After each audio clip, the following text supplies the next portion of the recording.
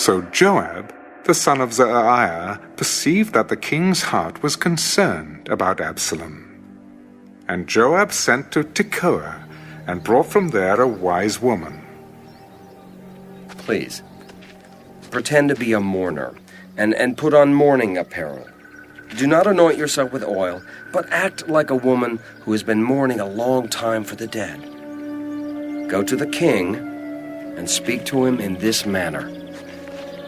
So Joab put the words in her mouth, and when the woman of Tekoa spoke to the king, she fell on her face to the ground and prostrated herself. Help, O king! What troubled you? Indeed, I am a widow. My husband is dead. Now your maidservant had 2 sons, and the 2 fought with each other in the field, and there was no one to part them, but the one struck the other and killed him. And now the whole family has risen up against your maidservant, and they said, "Deliver him who struck his brother, that we may execute him for the life of his brother whom he killed, and we will destroy the heir also." So they would extinguish my ember that is left, and leave to my husband neither name nor remnant on the earth. Go to your house, and I will give orders concerning you. My lord, O king, let the iniquity be on me and on my father's house, and the king and his throne be guiltless. Whoever says anything to you, bring him to me, and he shall not touch you any more. Please let the king remember the Lord your God, and do not permit the avenger of blood to destroy any more, lest they destroy my son. As the Lord lives, not one hair of your son shall fall to the ground. Please, let your maidservant speak another word to my lord the king. Say on. Why then have you schemed such a thing against the people of God? For the king speaks this thing as one who is guilty, in that the king does not bring his banished one home again. For we will surely die and become like water spilled on the ground, which cannot be gathered up again. Yet God does not take away a life, but he devises means so that his banished ones are not expelled from him. Now, therefore, I have come to speak of this thing to my lord the king, because the people have made me afraid. And your maidservant said, I will now speak to the king. It may be that the king will perform the request of his maidservant. For the king will hear and deliver his maidservant from the hand of the man who would destroy me and my son together from the inheritance of God. Your maidservant said, The word of my lord the king will now be comforting.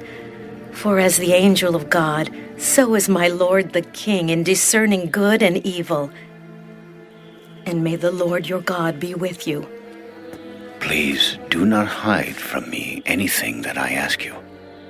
Please, let my lord the king speak.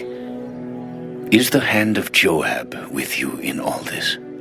As you live, my lord the king, no one can turn to the right hand or to the left from anything that my lord the king has spoken. For your servant Joab commanded me, and he put all these words in the mouth of your maidservant. To bring about this change of affairs, your servant Joab has done this thing. But my lord is wise, according to the wisdom of the angel of God, to know everything that is in the earth. And the king said to Joab, All right. I have granted this thing. Go, therefore. Bring back the young man Absalom. Then Joab fell to the ground on his face and bowed himself and thanked the king. Today, your servant knows that I have found favor in your sight, my lord, O king, and that the king has fulfilled the request of his servant. So Joab arose and went to Geshur and brought Absalom to Jerusalem. And the king said, Let him return to his own house, but do not let him see my face. So Absalom returned to his own house, but did not see the king's face. Now in all Israel there was no one who was praised as much as Absalom for his good looks. From the sole of his foot to the crown of his head there was no blemish in him. And when he cut the hair of his head, at the end of every year he cut it, because it was heavy on him. When he cut it, he weighed the hair of his head at 200 shekels, according to the king's standard. To Absalom were born 3 sons and 1 daughter, whose name was Tamar. She was a woman of beautiful appearance. And Absalom dwelt 2 full years in Jerusalem, but did not see the king's face. Therefore Absalom sent for Joab, to send him to the king, but he would not come to him. And when he sent again the second time, he would not come. So he said to his servants, See, Joab's field is near mine, and he has barley there. Go and set it on fire. And Absalom's servants set the field on fire.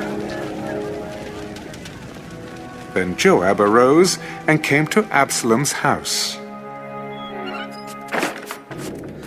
Why have your servants set my field on fire? Look, I sent to you, saying, Come here, so that I may send you to the king, to say, Why have I come from Geshur? It would be better for me to be there still. Now, therefore, let me see the king's face.